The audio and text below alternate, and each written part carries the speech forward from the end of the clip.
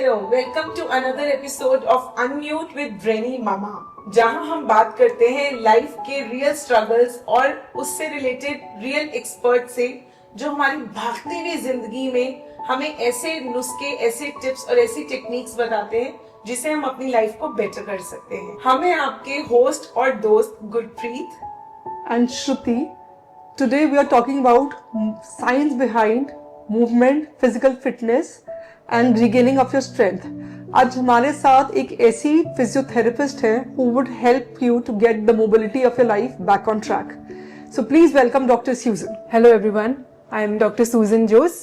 I am a physiotherapist, so I've been working since the last 3 years with Active Health, as well as I've been working at different hospitals in Mumbai also.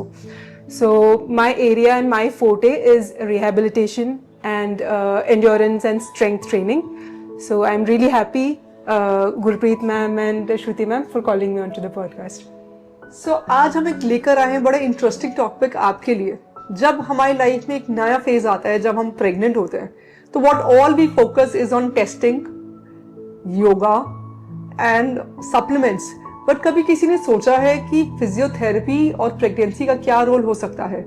सो आइए जानते हैं doctor स्यूजन से कि what is the link between physiotherapy and being pregnant. So जैसे आपने बोला कि mostly लोगों के मन में यही होता है कि अब जैसे प्रेगनेंसी की न्यूज आती है, एक हैप्पी न्यूज होती है सबके लिए, so they just are involved in going to the doctor patient वाला रिलेशनशिप से रह जाता है। इट्स नॉर्मल थिंग कि प्रेगनेंसी में स्कैन्स, मेडिसिन, ये सारी चीजें लोगों के मन में आती है। एक्सरसाइज यूजुअली लास्ट चीज होती है जो लोगों के मन में आती है।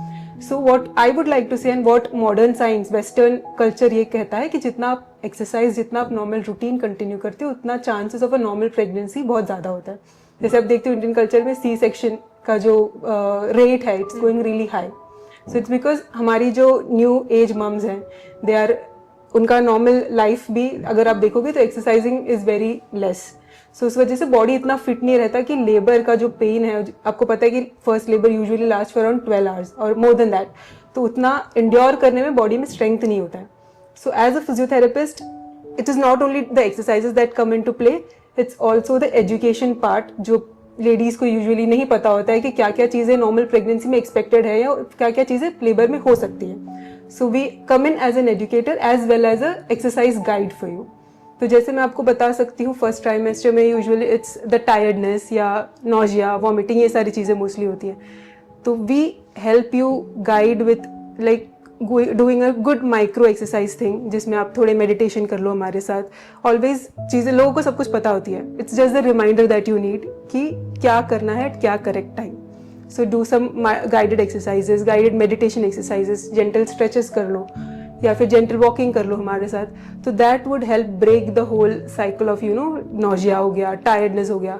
सो दैट वुड कम, वो सारी चीजें कंट्रोल में आ जाती है। सो इंडियन कल्चर में ये कहा जाता है कि फर्स्ट 3 months एक वुमेन को when she conceives, so she has to rest a lot, eat a lot and do almost nothing, just lying on bed and not going anywhere, क्योंकि miscarriage के चांसेस ज्यादा हो जाते हैं एंड देन हाई रिस्क। और ये हम अपने रिलेटिव्स में डिस्क्लोज भी नहीं करते ज्यादा। It is a myth, but physiotherapy इसमें कहाँ क्या रोल प्ले करती है? यस, सो वही मैं आपको बोल रही हूँ, physiotherapy is not always about exercise, so it's about a lot of education कि आप जो भी गो थ्रू कर रहे हो, because the first 3 months is when you get a lot of hormonal changes, बहुत सारे आपको बॉडी में टायर्डनेस आ रही है, वॉमिटिंग आ रही है, पता नहीं कुछ करने का ही मन नहीं कर रहा है। So that first trimester is all about that. So we just help you understand your own body, get comfortable with your own body. So when you do a lot of meditation हमारे साथ, we give you a guided program कि आप किस position में बैठ के meditate कर सकते हो, कितने टाइम के लिए कर सकते हो। The meditation program last for around 15 to 20 minutes, followed by gentle stretching exercises. तो हम आपको डंबल्स नहीं उठाने लगाएंगे फर्स्ट ट्राइमेस्टर में। So it's only about relaxing your body so that you can go through the first trimester easily. Actually doctor साहब, problem क्या है कि इतना मिसकैरेज रेट हाई है, और जो हमारे बड़े लोग हैं, हमारे एंसेस्टर्स हैं, उन्होंने ये बात इतनी डीपली रूट कर दी है ना कि फर्स्ट 3 months डिस्क्लोज ही नहीं करना, क्योंकि लोगों की नजर लग जाएगी। चाहे आप उसको एक कोई भी वर्ड दे सकते हो, तो इस प्रोसेस में लोग कोशिश ही नहीं करते कि आप किसी फिजियोथेरेपिस्ट या किसी माइंडफुल क्लासेस को ज्वाइन करो to get rid of that first 3 months का जो भी हॉर्मोन्स चेंज होते हैं। Yes, तो इसलिए इस प्रोसेस में आपका क्या टेक है कि हम लोगों को कैसे एजुकेट करें कि take care of your mental wellbeing along with your physical fitness in first 3 months of pregnancy? So, what I would say is कि medical system in general needs to understand कि हमारे पास right now we have a patient, gynec patient who is coming to us. She is 6 months pregnant right now. तो उनके gynec ने उनको हमें refer किया हुआ था. So the gynec needs to be confident that the pregnancy is a safe pregnancy. So काफी scans starting में हो जाती हैं. So the gynec knows if it's a safe pregnancy. So they advise women to come in and join some antenatal classes so that the pregnancy and herself, her body remains healthy throughout the pregnancy का जो से 9 months का period है तभी.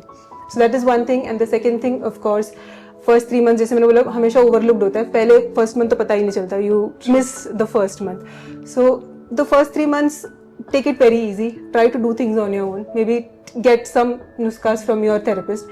And then उसके आगे वाले जो trimesters है उसमें you can get into a proper class.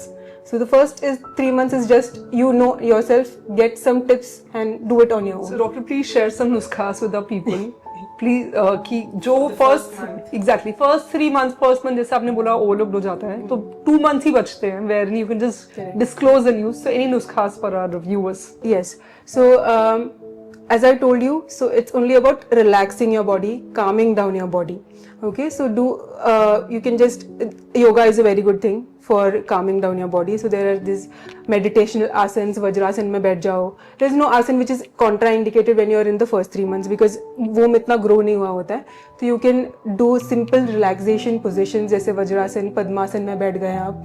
Just close your eyes, follow simple meditation, progressional meditation बोलते हैं उसको, to relax each part of your body slowly. So that helps calm down the whole system.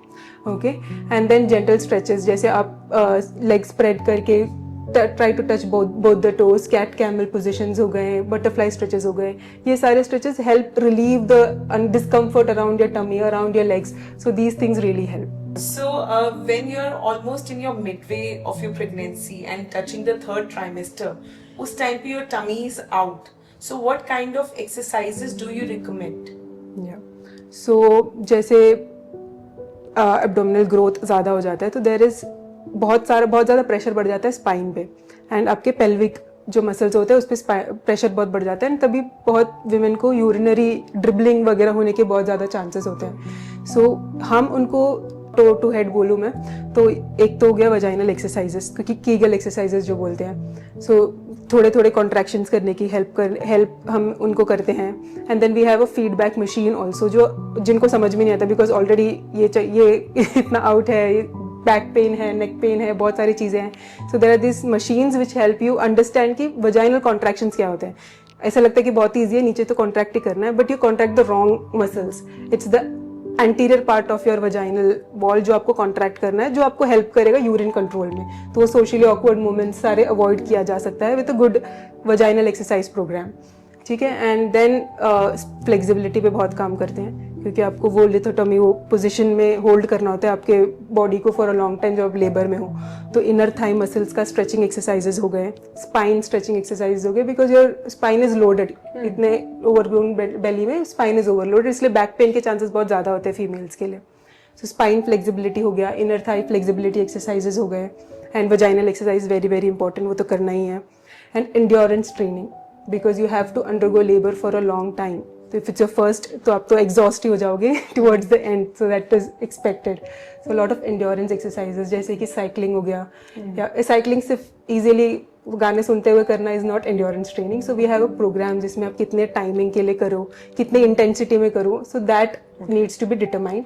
And अगर walking भी कर रहे हो तो heart rate reach करने की कोशिश करो. आपकी टारगेट हार्ट रेट करके एक होती है, you calculated by minusing your age with whatever 220 एक नंबर होता है, minus your age you will get a target heart rate. तो उस रेंज में ट्रेन करने की कोशिश करो that you are not very very tired जब आप वो complete process of labour finish करो. सो यू शुड एंजॉय क्योंकि birthing is a very special moment for every mother. So it should be like each moment should be gone through and it should be enjoyed. So doctor जैसे अभी आपने labour की बात करी तो क्या during labour time physiotherapist का क्या रोल रहता है? और जैसे इंडिया में मुझे नहीं पता कि अलाउ करते हैं कि नहीं, क्या थेरेपिस्ट को भी इनसाइड लेबर रूम अलाउ करना चाहिए so that the entire journey becomes easy? Yes. So जैसे हमारा ट्रेनिंग होता है in our physiotherapy schools, we have गायनेक postings, we go into labour rooms, we see women birthing, normal delivery वगैरह देखते हैं हम. So I don't know why Indian system has not included physiotherapist into the programme, but of course outside midwifes होती हैं, उन midwifes के लिए they choose nurses and allied professional, जिसमें फिजियोथेरेपिस्ट भी होते हैं. सो आपको जैसे पता है कि labor is not about screaming and only pushing. it's a process जिसमें you get contractions, then you have some relaxations, get contractions and relaxations. That is how the labor process continues. But बहुत सारे females को नहीं पता होता क्योंकि बॉलीवुड में ऐसे दिखाता है चिल्लाओ पुश करो, so that's the only thing that happens. But women needs to be educated. तो therapist, क्योंकि डॉक्टर के पास सिर्फ मेडिसिन लिखने का टाइम होता है, they do not educate you about the whole labor process. So when you come to us, we do educate you about the labor process. Contractions होते हैं, रिलैक्सेशंस होते हैं, how you have to breathe. So अगर आप already anxiety state में हो, आपका बच्चा भी एंग्जाइटी स्टेट में चला जाता है. Your baby learns everything, it can hear everything what you hear. So that's why वो बेबी टॉक का जो पूरा एरिया है, it is been developed. So if you scream when your baby is trying to come out, वो डर जाता है. It's difficult for the baby to engage and come out. So there are breathing techniques, like जब आप contraction के एकदम peak पे पहुंच जाते हो, you take normal small breaths, उसको हफ एंड ब्लो बोलते हैं. So you take, and जब एकदम पीक पे पहुंच जाते हो, you breathe out fast and then you push with the uterine contraction. तो uterine contraction आपको बेबी को push करने में हेल्प कर रहा है, तो you also help the uterus. So you breathe out with the contraction and push. So that idea of how to do pushing and how to do the labor will train करते हैं mother's को, क्योंकि उनको पहले से ही थोड़ा थोड़ा contractions आने लग जाते हैं when they are towards their labour. So they can practise with that small Braxton Hicks contraction बोलते हैं उसको. So they can practise with दो स्मॉल कॉन्ट्रैक्शंस कि कैसे पुश करना है. So these things make it easier for the mothers to deliver. So pregnancy के बाद बॉडी के अंदर बहुत सारे, एक मदर की बॉडी के अंदर बहुत सारे चेंजेस आते हैं, and mostly starting with side effects, जिसमें हमारी बैक पेन है, हमारे अंदर हार्मोनल चेंजेस आ रहे हैं, then we have cervical issues, हमारा बॉडी पोस्चर डिफरेंट हो जाता है because we are feeding the child. अब यहाँ पे फिजियोथेरेपिस्ट क्या रोल प्ले करते हैं? सो जैसे आपने करेक्टली बोला, तो feeding is a very important part of postpartum. Okay, so mothers को पता नहीं होता, एक ही पोजीशन पता है ये फीड करने वाली. So there are different positions जिसमें मदर भी सपोर्टेड हो सकती है, बेबी भी सपोर्टेड हो सकता है, and the pain, neck pain and back pain avoid किया जा सकता है. That is the first thing. So दूसरा है कि आपके एब्डोमिनल मसल्स पूरे वीक हो जाते हैं. ओके, तो क्योंकि बेली हैज बीन ग्रोइंग, सब कुछ स्ट्रेच हुआ होता है. मदर्स को यूजुअली एक डायस्टैसिस बोलते हैं उसको, जिसमें आपका बेली मसल्स सेपरेट हो जाता है. ठीक है, तो वो हो जाता है. It's very normal, but after like in the postpartum it's important कि आप उसको एड्रेस करो. तो आप एक अच्छा कोर ब्रेसिंग एक्सरसाइजेस होते हैं जिसमें आप उसके साइड के जो मसल्स है उसको एक्टिवेट करो ताकि वो साथ में आ जाए जो सेपरेटेड मसल्स हैं. So you can do a good core training programme, bracing programme, bracing exercises करा सकते हैं उसमें, जिसमें जिस मदर को लेटना होता है and she has to feel the sides of the abdomen and उसको अंदर की तरफ पुल करें, जिससे कि जो सेपरेटेड पार्ट है इट कम्स टुगेदर. तो इवेंचुअली ये सेपरेटेड पार्ट ही आपको बैक पेन देता है. ठीक है, so the core activation, the core exercises are vaginal exercise, क्योंकि आपके वजाइना ने इतना प्रेशर झेला है, the baby had come out. तो जो आपका बैक होता है it is supported by a cylinder, that is आपका नीचे का ये perineal area, abdominal, back and ऊपर से डायफ्राम. तो सब पे प्रेशर आया होता है, बेबी ने इतना प्रेशर दिया होता है all round. So everything needs to be put back into position. तो सबको स्ट्रेंथन करना, सबको एक्टिवेट करना बहुत ज़रूरी है. तो मदर्स के लिए टाइम नहीं होता है कि वो बेबी को भी लेके अभी एक्सरसाइज भी करे, सब पॉसिबल नहीं होता. तो इसलिए हम 3rd ट्राइमेस्टर के एंड में ही मम्मीज़ को ये सिखा देते हैं कि आपको एक्टिवेशन कैसे करना है. तो when you feed the baby, बैठ के एक्टिवेशन कर लो, बैठ के वजाइनल कॉन्ट्रैक्शन कर लो, क्योंकि तुमने पहले सीख लिया होता है. यू डोंट हैव टाइम कि बेबी के साथ एक्सरसाइज करो. So you learn it before, you use it when you need it. So after delivering a baby, कितनी जल्दी हमें एक फिजियोथेरेपिस्ट को अप्रोच करना चाहिए? सो यूजुअली अराउंड 2-3 मंथ्स थोड़े खुद के बॉडी को रेस्ट आउट करने दो, रिलैक्स करने दो, and then you come to us. तो बेबी, तब तक आप बेबी का फीडिंग पैटर्न भी समझ जाओगे कि क्या टाइम उसका स्लीपिंग है, क्या टाइम उसका क्रैंकी वाला टाइम है. Once you know that, you fix up a good 30-45 minute session हमारे साथ कर लो. then we can properly slowly work on your legs, on your core, so that you're ready for your next one. So, of course, you need little time to adjust with the newborn also, and अपने routine के अंदर आने में ही हमें 2 to 3 months तो लग जाते हैं मिनिमम. सो डॉक्टर, जैसे अभी आपने पूरा प्रोसेस बताया, like we both have delivered our kids and we are into that phase that I don't think no more pregnancies in life. So आप एक बात बताइए, जैसे अगर pregnancy जो आप बता रहे हो, lot of people suffer from paunch, जो होता है ना कि even though you've delivered like 5 years back or something, but still your body is not aligned because कभी किसी ने बताया नहीं कि थेरेपी का क्या रोल है.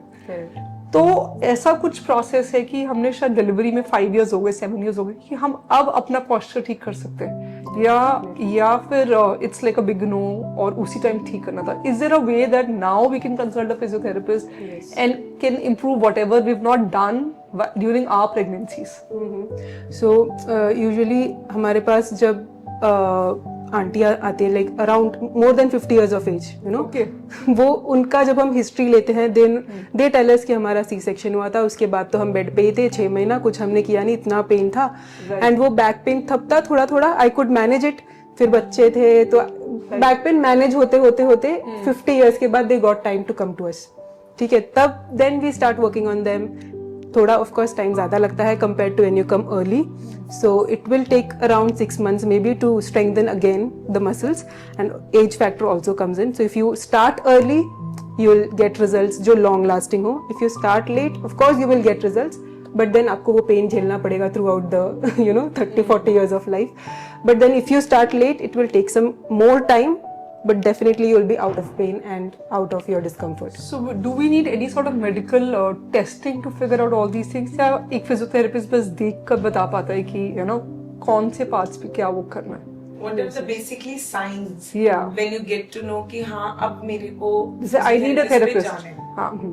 So आपको खुद पता चलेगा पेन्स, एक्स, जो मे बी आप रेस्ट कर रहे हो तो नहीं जा रहा है, या फिर रेस्ट कर रहे हो थोड़े टाइम के लिए चला गया फिर वापस आ रहा है, that is bothering your daily normal routine. कोई चीज बॉदर कर रहा हो, pains, aches, discomforts, you can come to us. And a therapist, अभी जैसे न्यू गाइडलाइंस का 2 दिन पहले ही पास हुआ है कि we are first contact practitioners. Like जैसे डॉक्टर्स फर्स्ट कॉन्टैक्ट प्रैक्टिशनर्स हैं यूके में वगैरह, तो वो बहुत टाइम से है, but in India we have become the first contact practitioners. You can come to us, we'll screen you and then we if required हमें लग रहा है नहीं we can not help you, we can refer out you to other therapist also. Okay. So जैसे मैंने बोला pen, x, कोई discomforts, come to us, we'll screen you, we'll send you if we cannot help you. So doctor, picking from where we left, जैसे I had delivered my younger one almost 2 years back, and I delivered him at the age of 36. तो मुझे उस time कुछ ऐसा pen नहीं था body में. मेरे दोनों बच्चे C-सेक से हुए और मुझे दोनों टाइम एपिड्यूरल लगाए. तो बट मुझे अब फ्रॉम पास्ट 6-8 months ना, like I could feel lot of pain in my right arm. तो I even went to different doctors also. तो कोई कहते डेफिशिएंसी है, और उस टाइम हमें सब टर्म्स नहीं पता थे कि हमें फिजियोथेरेपी करानी चाहिए, बिकॉज कभी किसी ने गाइड ही नहीं करा.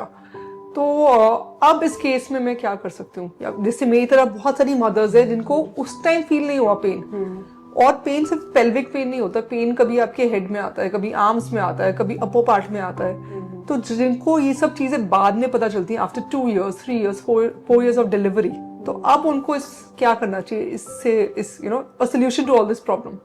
सो जैसे आपने पूछा आफ्टर 2 years जो भी सिम्टम्स आ रही है, 2 चीज़ें हो सकती है. एक प्रेगनेंसी रिलेटेड भी कुछ हो सकता है कि थोड़ा थोड़ा माइक्रो ट्रॉमा हुआ हो, इवेंचुअली बिल्डअप हुआ हो, और now because your body is also changing over a period of time, वो दिखा सकता है. तो हम जब हिस्ट्री लेते हैं तो आपको वैसे पूछेंगे कि did you have something at that point, तभी कुछ थोड़ा सा भी पेन हुआ हो, and then did it slowly eventually grow up, या फिर ये अभी आपको स्टार्ट हुआ. अगर अभी हुआ it might not be related to pregnancy, ये कुछ और हो सकता है कि शायद आपको नेक में इवेंचुअली पेन हुआ हो. नेक में आपको है कोई पेन? डॉक्टर, मुझे ना पहले नेक में पेन नहीं था. So I met somebody who said he is a physio something. So he told me कि आपको cervical, and he press couple of point, जिससे मुझे नेक में पेन आ गया. पहले पेन नहीं था. So मैं ये कह रही हूँ कि बहुत कंफ्यूज फील्ड है, पता नहीं चलता कि क्या राइट है क्या रॉन्ग है. सो यूजुअली नेक से स्टार्ट होता है, जो पूरा आर्म का पेन होता है, Right. एंड हमारा लाइफस्टाइल इतना बहुत ही अच्छा है जिससे कि हमारा नेक का कंडीशन यूजुअली खराब ही होता है. The idea is to make you pain free. जब आप एक थेरेपिस्ट के पास आते हो तो वो जब डायग्नोस करते हैं वो एक मेडिकल डायग्नोसिस से अलग होता है, उसको हम फिजिकल डायग्नोसिस बोलते हैं. Okay. So we just pin out कि आपका नर्व में प्रॉब्लम है, मसल में प्रॉब्लम है, या आपके नर्व ब्लड वेसल्स में प्रॉब्लम है. सो वी फील कि वो नर्व में प्रॉब्लम है, we try to treat the nerve, and if you are pain free we are happy. हमें नहीं फर्क पड़ता वो किस चीज से हुआ है. Okay. Our idea is to make you pain free. So we just pin out the structure which is affected and then we try to treat the structure. So pregnancy के बाद पोस्टमार्टम डिप्रेशन और emotional imbalance बहुत common चीज है जो mother's के अंदर होती है. एंड आजकल जैसे हमारी सोशल लाइफ है, being in one room with the child all the time and feeding the child, ये बहुत ही डिप्रेसिंग हो जाता है एक न्यू मॉम के लिए. यहाँ पर एज ए फिजियोथेरेपिस्ट आप कैसे उस न्यू मॉम की वेलबींग के लिए वर्क करते हो?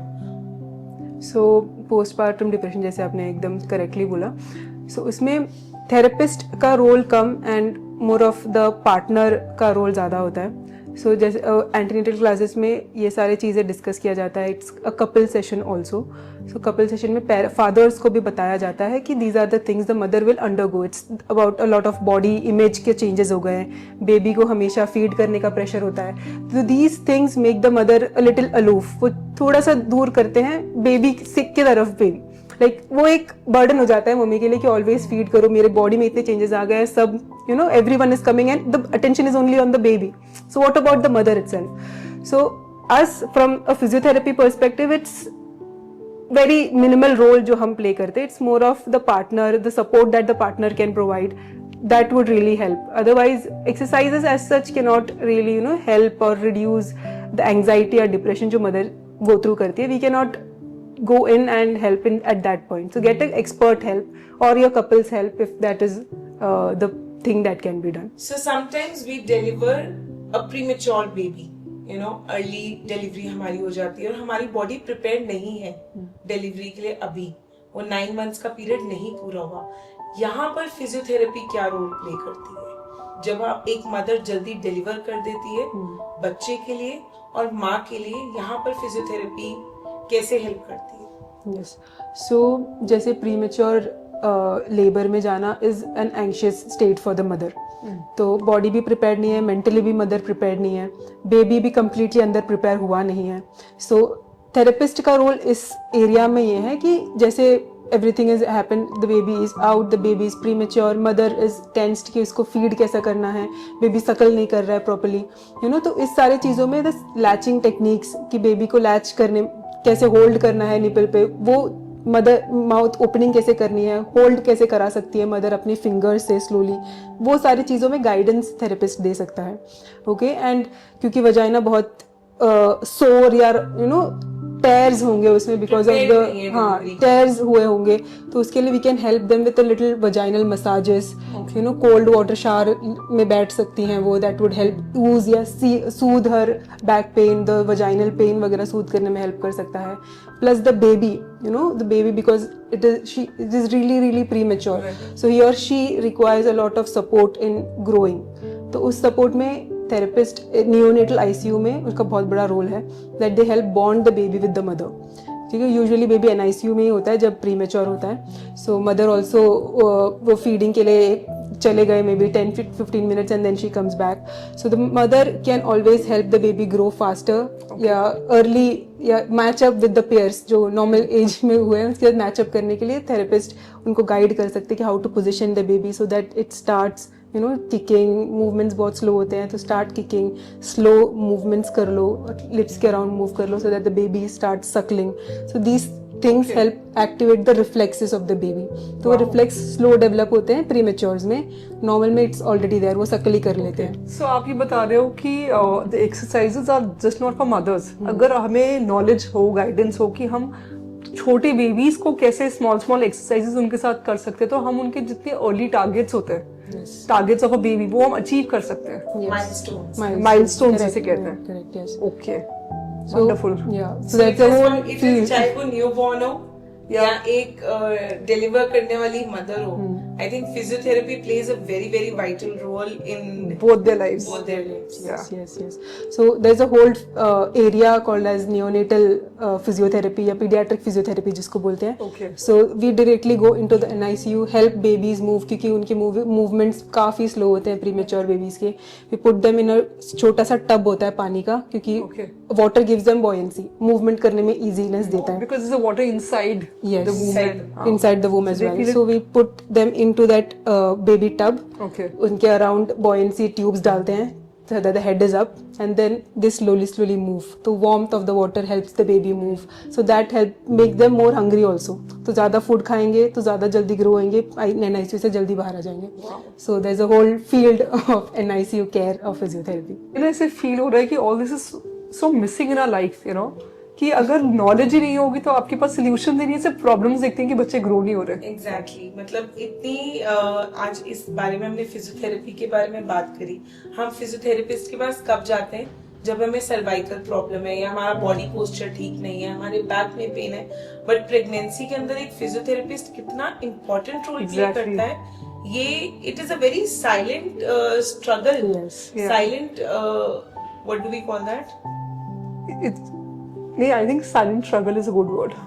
It is a very silent struggle that which is missing in life. We just ignore it. Yeah, And okay. here comes the role of a physiotherapist जो हमें एक्सपर्ट गाइडेंस के साथ एक न्यूबॉर्न प्रीमेच्योर बेबी की हो या एक deliver करने वाली मदर की हो, उसको आप गाइड कर सकते हैं how she can do this process in a better way. Yes. So it's not only about solving your problems, we also help you in wellness. So the wellness aspect is always gone in the Indian culture. So wellness is also our forte. We help you in going through your normal phases अच्छे से. So आज हमने बहुत सारे myths अपने doubts clear किए कि pregnancy और physiotherapy are not related, but these both the things go hand in hand. A pregnant lady needs a physiotherapist as much as a person who's having a back pain needs. So इस चीज को neglect नहीं करना चाहिए new moms को और moms जो deliver करने वाली है. So now time for some fun quick rapid fire round. So doctor, एक सबसे सुपर सिंपल घर की एक्सरसाइज जो हम किसी भी पेन में कर सकते हैं before reaching a physiotherapist. Okay, so I would talk about the commonest pain जो neck pain है. Okay. तो उसमें you can always rely on stretches. The stretches जैसे general exercises हो गए, जैसे ये एक good stretch है, you can stretch it out. ये normally भी आपके habit में आ ही जाएगा कि this is a good stretch. You know, keeping it down, this is a very good stretch. तो ये muscles हमेशा overloaded रहती हैं. तो stretching this, doing a good posture correction, इसको chin tuck कहते हैं. तो this chin tucking is a good exercise to correct your posture. Okay, yeah. So that really helps with आपका computer pain and जो phone pain related होता है ना, तो this chin Okay. tucking really helps. और क्या रेपिटेशन होनी चाहिए इसकी? So you can do it 10 times 3 sets जैसे. Yes. Got it. Go into this, इसलिए this helps. So ज्यादा important क्या है as a physiotherapist? Strength training या stretching? Of course both goes hand in hand. तो हर बॉडी टाइप अलग होता है. किसी किसी का बॉडी बहुत ही ओवर फ्लेक्सिबल होता है, वी फोकस ऑन स्ट्रेंथनिंग. किसी किसी को बहुत टाइट होता है बिकॉज वो एक ही जगह पर बैठ के काम करने वाले होते हैं, तो we focus on flexibility. Depends on person to person. So जैसे ओवरवर्क्ड आवर्स होते हैं, somebody who works on computer या किसी के लॉन्ग ड्राइविंग आवर्स है, तो अगर हम एक ही पोस्चर में बहुत टाइम बैठे होते हैं तो हमें पेन हो जाता है. Correct. तो इसके लिए कोई ऐसा सुपर टिप है जो हम कर सकते हैं? So there is no tip to it, it's about breaking your task. तो उसको हम 20-20 रूल बोलते हैं. Okay. So every 20 minutes of a prolong task needs to be broken with a 20 second break.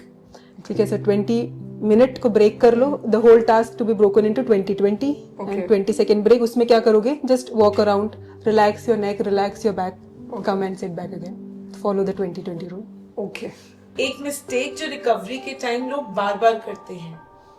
So it is always doing the thing you are not able to do. हमेशा try करते रहेंगे. जैसे for example कोई back pain की patient है, उनको पता है कि वो झुकेंगी तो उनको पेन आएगा, and she is with us, she is doing the exercises. वो फिर भी घर पे जाके चेक करके देखेंगी झुक के, और वेट उठा के देखेंगी कि अभी भी पेन आ रहा है. She will come back to us with the same thing.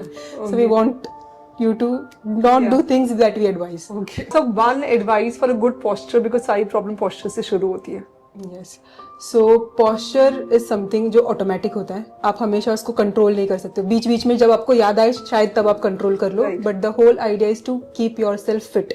ठीक है, स्ट्रेंथनिंग करो, फ्लेक्सिबिलिटी करो, only 30 to 40 minutes of your whole day you can give to your self.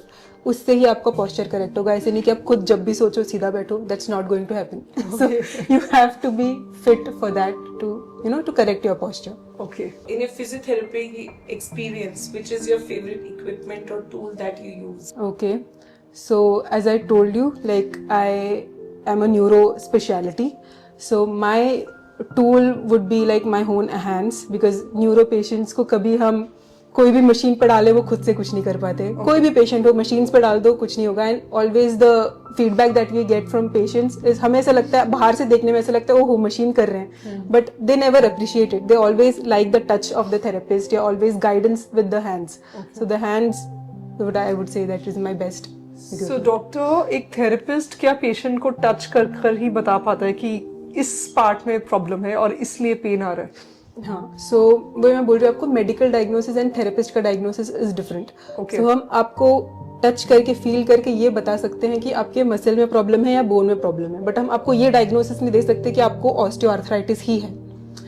So we can know the structure which is affected and we can treat it. और doctors scans देख के बता सकते हैं कि आपको ये जॉइंट में इस मसल में ये प्रॉब्लम है. So they give a tag to it, we don't give a tag to it. So, doctor, give us one tip which you would like to give to the young growing minds who are too much exposed to technology and screen time. So you asking with respect to Kids. the reproductive Kids and health, children. Kids and अच्छा, children. kids and children. So जैसे Indian culture अभी आगे बढ़ रहा है, I think the physical activity part school में भी हो जाए, कॉलेज में भी हो जाए, कम इम्पोर्टेंस दिया जा रहा है. So physical activity will give you will add life. So नए बच्चों के लिए हमेशा physical activity should be an important part of your whole routine. ठीक है, being physically active improves your posture, improves your lifestyle, improves your longevity. Right. ठीक है, सो activity हमेशा रखिए. एंड जब भी आप कंप्यूटर फोन वगैरह यूज करो, ऑलवेज ब्रेक योर एक्टिविटी. हमेशा पेशेंट्स नेक पेन के साथ फोन यूसेज वाले ही आते हैं हमारे पास. So always break your activity, try to do ergonomic things, keeping the phone at your eye level. Back supported रखें, लेग्स को हमेशा हैंगिंग करके मत छोड़िए, keep it supported. Leg support हो गया, back support, neck correct position में रखें, नेक मूवमेंट्स करते रहे, take the breaks in between if possible. तो ये सारी चीजें आपको पेन से दूर रखेंगे and it will help you have a good pain free life. Thank you so much, doctor. We had amazing session. There's so much that we're going back home with, and thank you very much. And this brings us to the end of this podcast. A big thank you to Dr. Susan for sharing insights about the physiotherapy and importance of physiotherapy in life of new moms. Don't ignore yourself, treat yourself on time so that in long term you live a very healthy and long life. Your health is your biggest asset. Don't ignore it at any cost. Stay informed, stay healthy, and keep the good conversations flowing. So here we're signing off, Shruti and Gurpreet. Seeing you next time with yet another episode of Brainy Mama. So stay tuned and do like us, comment us, subscribe us, and keep the good conversations flowing. Thank you.